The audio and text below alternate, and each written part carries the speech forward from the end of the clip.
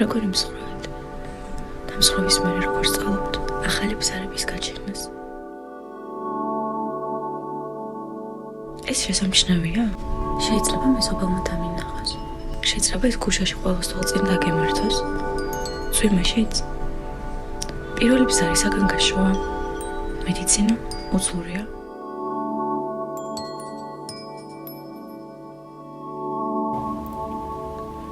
რადგანაც ვფიქრობ, რომ შეცვალო შემიძლია ყველაფერს და შევცვლილდი.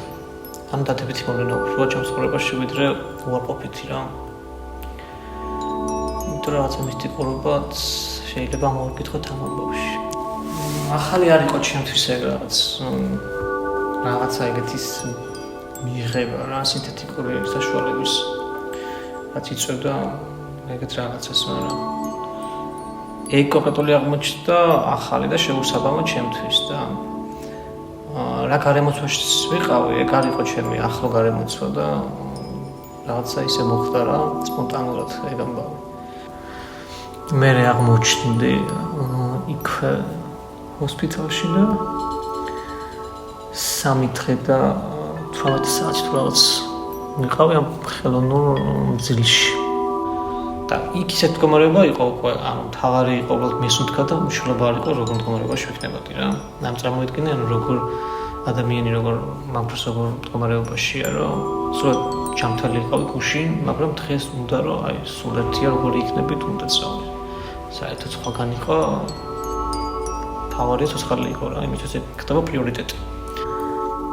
მაქედან რომ წამოვედი და გამოჯანმრთელების პროცესი დავიწყე, ვფიქრობ და მგონია რომ ძალიან ბევრი რაღაც შემეცვალა ცხოვრებაში.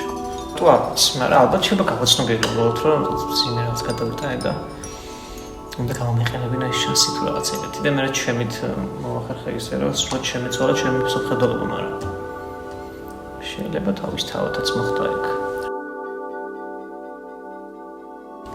რა ხდება, როცა მეტამორფოზას განიცდი? ესე თვალებს ახალ და თავიდან გადიხარ იმ საფეხურებს, რომლებიც წესით უკვე გამოიარა. ხო და მაგაზე რომ ვფიქრობდი, მიკვლევდა ცოტა ეს გარიყო გამოწვეული. მე რაღაც იმასაც დავაბრალე, რომ ძალიან დიდი ხანი მომიწია ჩუმად ყოფნა უბრალოდ.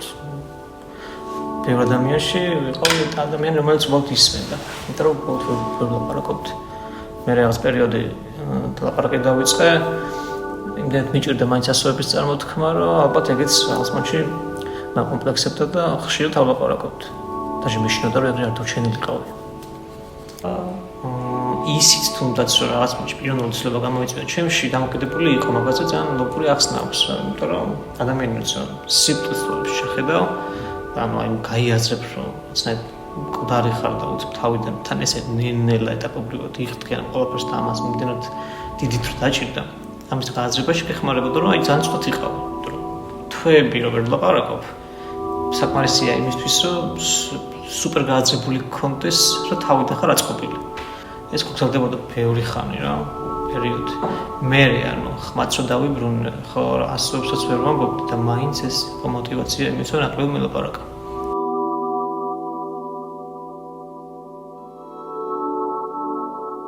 რა ხდებოდა არ ყოფნაში? მანამ სანამ გეცინა, სანამ აქ არ იყავი. ჰოსპიტალის სახლები ყველანი პრანჩე პანჯერასთან როცა მეძინა. უბრალოდ იგისხდნენ და შემოვალ დამთხევა იყო. და მსგავსი არაფერს ამჯერ მეცნება ხომაც რა ასე. მაგრამ ხო ისტორიას შეიძლება მიაბა ეს. და ჩემი იყო ძალიან ცუდად. ეგ ამბავი ხო ძალიან ძიმეა. მაგრამ მე რა თქმა უნდა ერთიანად უკანევი დამოეფრქვა ეს ბედნიერება როგორ დავჭი. იმდენად რთული იყო თავიდან ადამიანებისთვის და ჩემისთვის და ჩემი მეგობრებისთვის მაგათ ემოციებს შევცვლიდი რა, რომ არ განეცადათ, მაგრამ ჩემთვის გონია რომ რაღაც გადამავალი იყო ეგ მომენტი. და ერთ მშვენიერ დღეს შეიძლება რომელიმე ბზარიდან გადმოვაყვანოთ და დამსხვრევას ავარით.